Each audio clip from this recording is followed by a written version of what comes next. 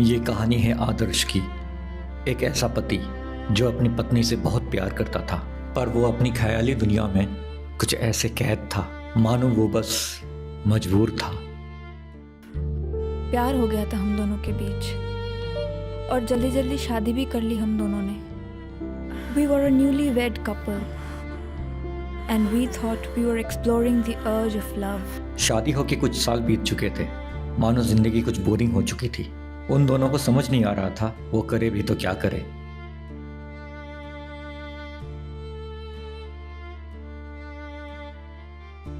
Husband और wife एक दूसरे से शेयर करते हैं अपनी परेशानियां, अपने प्रॉब्लम्स, अपने दिल का हाल। अपनी ख्याली दुनिया में उस रात वो लोग एक दूसरे से कुछ और ही कह बैठते हैं।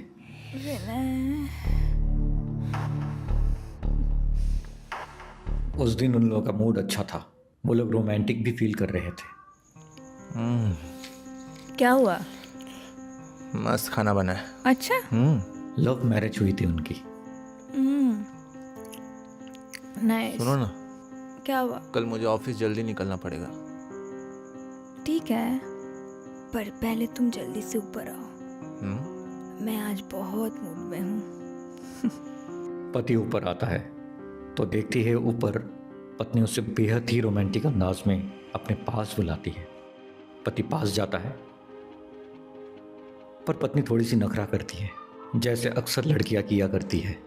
अक्सर ऐसा होता है जब जिंदगी खुशहाल होती है, चीज़ें ठीक चल रही होती है, फिर इंसान को दुखी होना पसंद होता है। उस दुख से वो खुशी लेना शुरू करता है। शायद जिंदगी सिर्फ खुशहाल भी बोरिंग लगने लगती है, मुझे नहीं पता, पर ऐसा ही कुछ हो रहा था आदर्श के साथ, उसके पत्नी के साथ। Have you gone mad, Adarsh? What are you talking about? आदर्श और उसकी पत्नी किसी बात को लेकर आर्ग्यू करते हैं। शायद ये कुछ ज़्यादा ही था, तो ये उसके पत्नी को ठीक नहीं लग रही थी। काफ़ी देर तक दोनों में बहस चलती है। प्यार हो गया था हम दोनों के बीच और जल्दी जल्दी शादी भी कर ली हम दोनों ने। We were a newlywed couple and we thought we were exploring the urge of love. सब कुछ ठीक था हम दोनों के बीच until we started getting bored of each other. We started to innovate. We thought we were exploring. And we flew with our young, vibrating love throbbing in our heart. शायद कुछ ज़्यादा ही एक्सप्लोर करने लगे थे हम दोनों। ये हम दोनों का प्यार था या अजीब सा जुनून सवार हो गया था, पता नहीं। मैं नहीं चाहती थी कि ये सब हो, but those intimate moments with Vinay took me more into it. लगाव होने लगा था मुझे विनय से। आदर्श अपने नशे में इतना ही धुत था कि उसे एहसास ही नहीं हुआ कि मैं किस दौर से गुजर रही हूँ। मेरे दिल की गहराई में जहाँ पे आदर्श को होना चाहिए था, वो जगह विनय लेने लगा था। We could have become the sweetest couple, you know. सब कुछ था हम दोनों के बीच, लेकिन कहीं कोई चूक हो गई और उसी चूक में ज़िंदगी बिखर गई और एहसास होने से पहले चीज़ें घट गए।